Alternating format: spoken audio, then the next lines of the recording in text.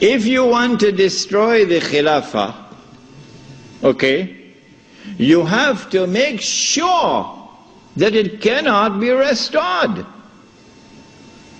How can you take the entire world of Islam with so many ulama and ensure that not only is the Khilafah destroyed, but it cannot be restored? That's a tall order. How to do it? The answer is, you not only have to liberate the Haramain from the control of the Khalifa in Istanbul, but you have to put it in the control of those who will not themselves claim the Khilafah and will not allow anyone else to claim the Khilafah. And so long as these people keep control of the Haramain and the Hajj, the Khilafah can never be restored. Simple, isn't it? Simple, isn't it? And so that was why they had to make the trip to Riyadh to meet, what's his name? Abdul Aziz Ibn Saud. Correct name? Of course it's the correct name. Why are you afraid to mention it? But Abdul Aziz Ibn Saud did not control the Hijaz. So he couldn't command a check for £7 million. He had to be content with something less than that. So what the British offered to him was, if you would sign the same kind of agreement with us and violate the specific command in the Quran and betray Allah and His Messenger and betray the Ummah, if you will do that, we pay you £5,000 a month. Would you accept that? Abdul Aziz says yes. Yes. And in 1916, Abdul Aziz ibn Saud signed an agreement with Britain. Yes. Which made of him a military ally of Britain, subservient to Britain. But when the Ikhwan, who were his military force, questioned him, how can you sign this agreement with Britain? And how can you accept this money from Britain, £5,000 a month? Abdul Aziz ibn Saud says, this is jizya.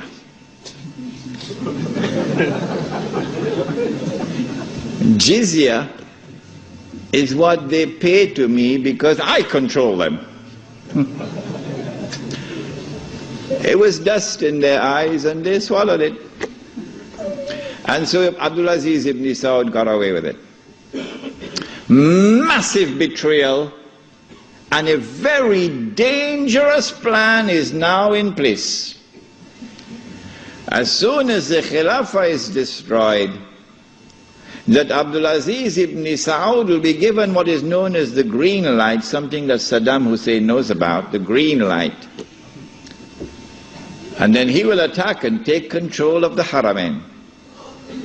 And when once he does that, he won't make the mistake of ever claiming the Khilafah for himself.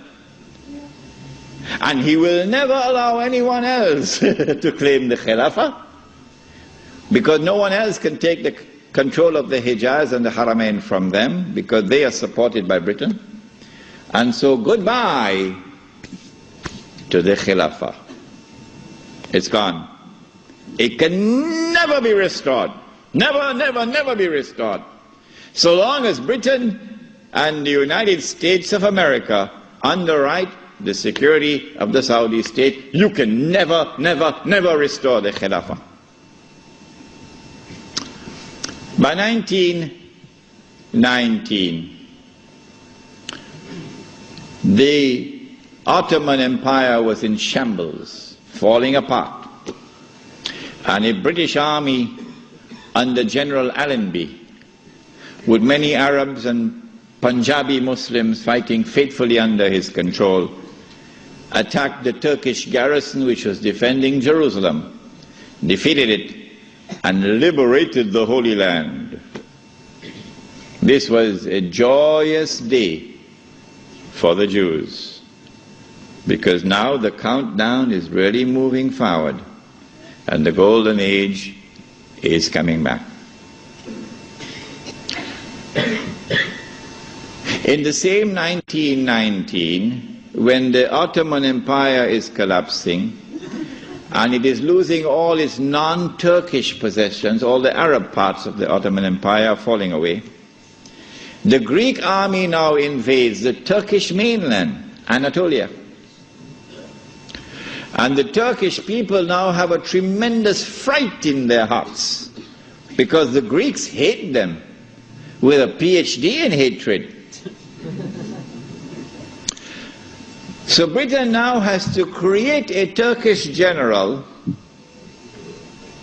who would appear to the Turkish people as a savior who has come down from the heavens with his hands resting on the wings of angels to save the Turkish people.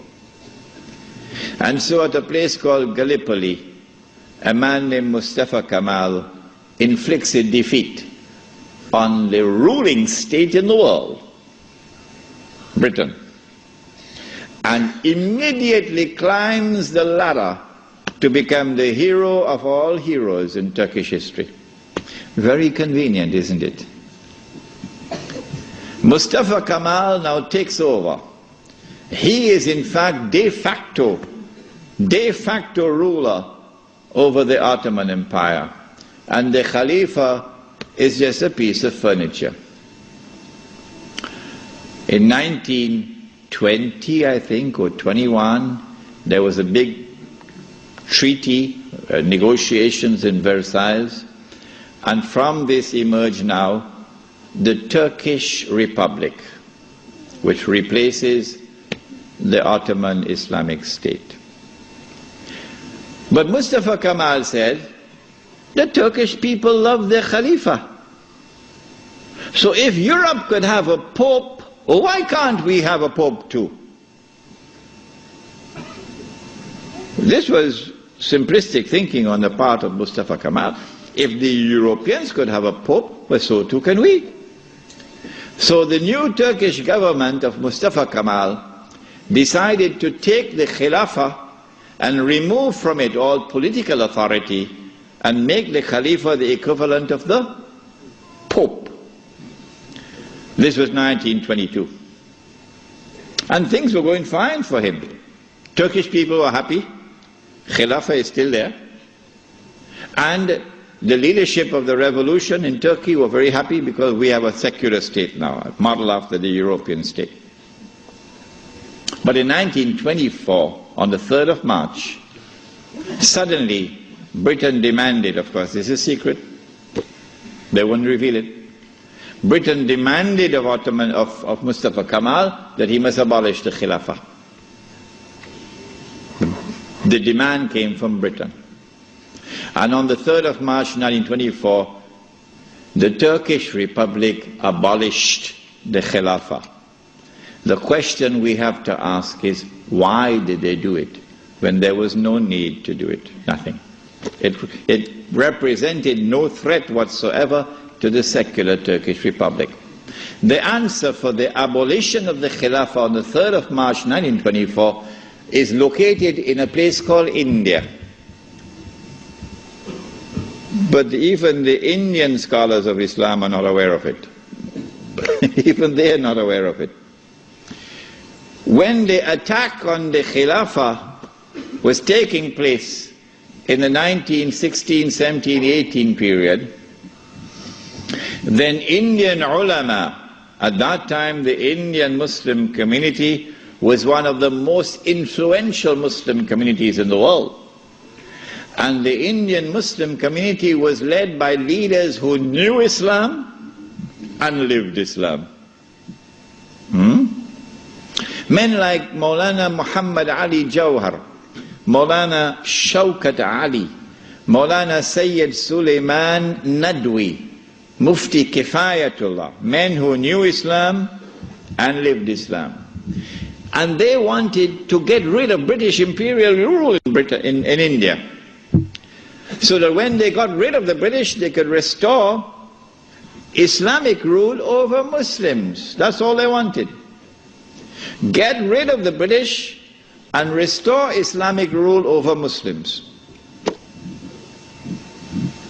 And they realized that they can mobilize the Muslim masses of India over this issue of the Khilafah, because everybody loved the Khilafah.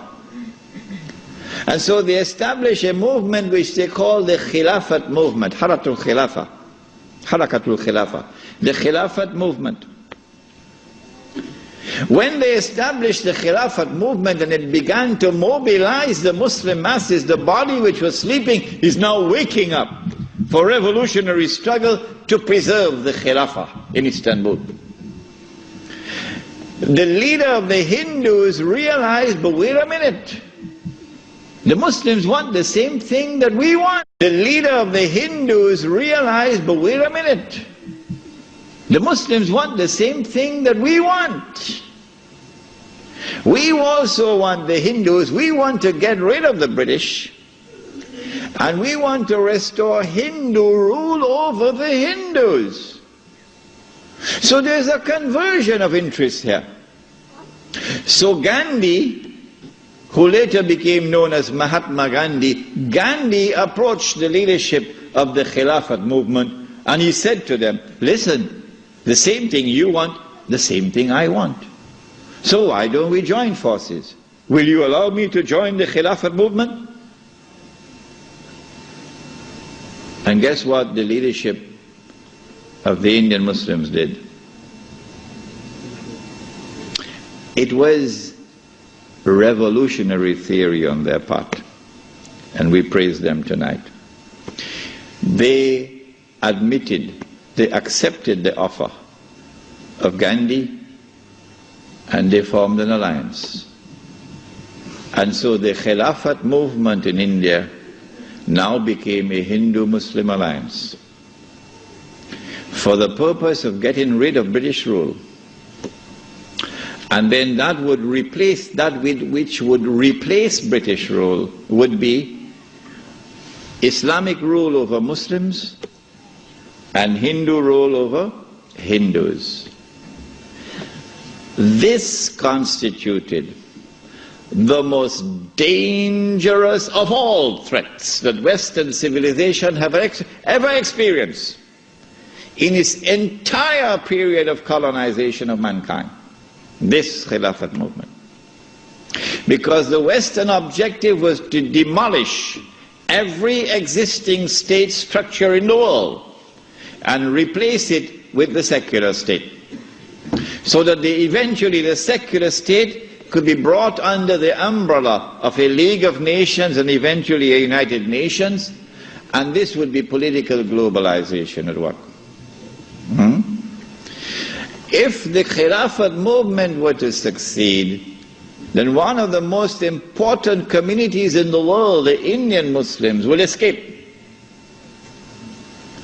Because when the British withdrew, Muslims will be ruled by Islam and Hindus will be ruled by Hinduism.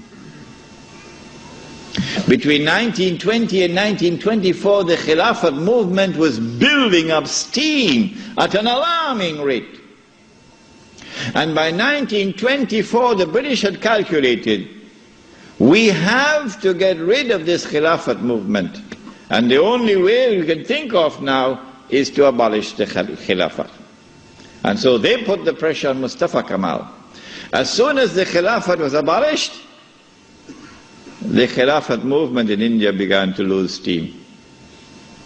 In the same year that it was abolished in 1924, in that same year, the secularly minded British, in Indian language they call it chamcha,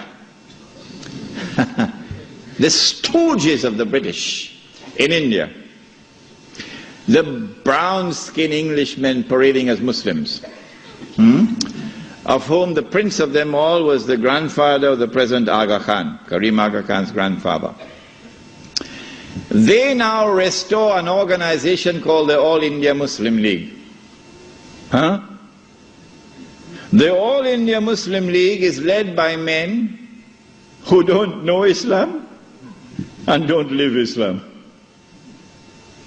And these are the people who now wage a struggle for the liberation of the Muslims from British rule to be replaced, not with rule of Islam, oh no, but rather by the rule of the secular Republic of Pakistan and the secular Republic of India, so that Pakistan and India could be embraced within the community of secular nation states. But of course you had to put a little red herring to fool the people. So you have to make it appear as though Pakistan is going to emerge as an Islamic state, but that's just dust in their eyes, to fool those who see with only one eye. And so in 1924, on the 3rd of March, the Caliphate was abolished. When the Caliphate was abolished, Sharif al-Hussein realized that he was in grave danger now. So long as there was a Khalifa in Istanbul, the British needed him. But now that the Caliphate was destroyed, abolished, Sharif al-Hussein now realizes the plan. He says, oh my gosh, they're going to send Abdulaziz ibn Saud to cut my throat now. In exactly the same way that Abdullah of Jordan is now realizing, as soon as Bush attacks Iraq, that is the end of me. So Sharif al-Hussein decides 4 days later, on the 7th of March 1924, to claim the Khilafah for himself. But when you're a client state of Britain, you can't do that. You have to first apply to the British government for permission to become the Khalifa. He didn't do that. As soon as Sharif al-Hussein claimed the Khilafat for himself on the 7th of March 1924, you're going to get all of this information in that book which is outside, the Caliphate, the Hijaz and the Saudi Wahhabi nation state. As soon as he did that, Britain gave the green light to Abdulaziz. Attack. Within 6 months, the Saudi army of Abdulaziz ibn Saud conquered Mecca. And Abdulaziz and Sharif Hussein packed his suitcase and off he went. British took him away. This one the Americans will take out of Jordan. And so Abdulaziz ibn Saud is now in control of Mecca and eventually Medina. It's a Saudi Wahhabi alliance. Does he claim the Khilafah for himself now? No. What he does is, as soon as he enters Mecca, in 1924, October, Abdulaziz ibn Saud makes a proclamation, and they're going to hate me for revealing this to you, because nobody remembers it now. The proclamation which he makes is that this land belongs to the entire Ummah. This land belongs to the entire Ummah. I wonder how a Pakistani or a Bengali Muslim will feel when he hears that, and he's been rounded up like dogs, stray dogs, and put on trucks because he's overstayed his visa, while white-skinned Americans and British are treated like princes in the Holy Land. How will a Pakistani or Indian or Bangladeshi feel? This land belongs to the entire Ummah. And it is for the Ummah, not for Abdulaziz ibn Saud, for the Ummah to establish the government which will rule over this land. That is his proclamation in 1924. But in cricket it's called playing for time.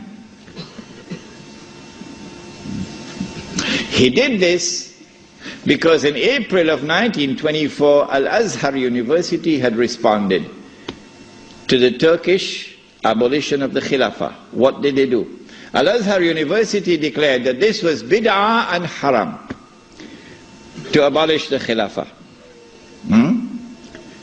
And therefore we must respond to it.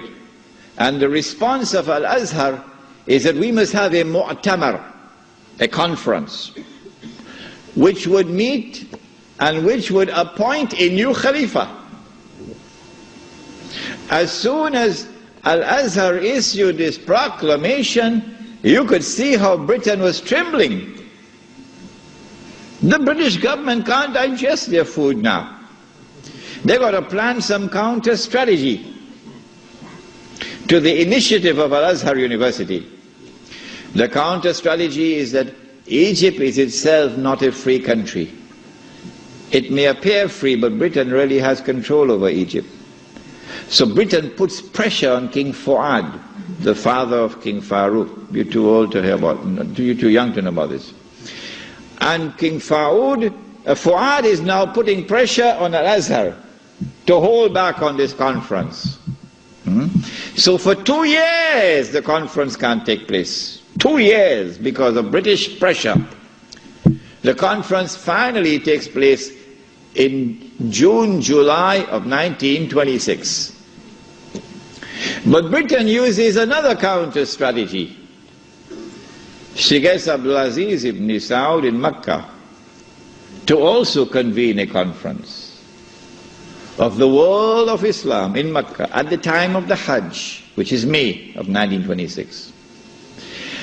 And then Britain and Russia and France and China and all the major powers in Europe all get to work. Massive intervention in the affairs of the world of Islam to ensure that the Cairo conference does not succeed in winning a representative gathering, and that the Mecca conference gets all the Muslims attending it. And they succeeded. The Cairo conference, organized by Al-Azhar University, becomes an essentially Arab conference, because non-Arab Ahad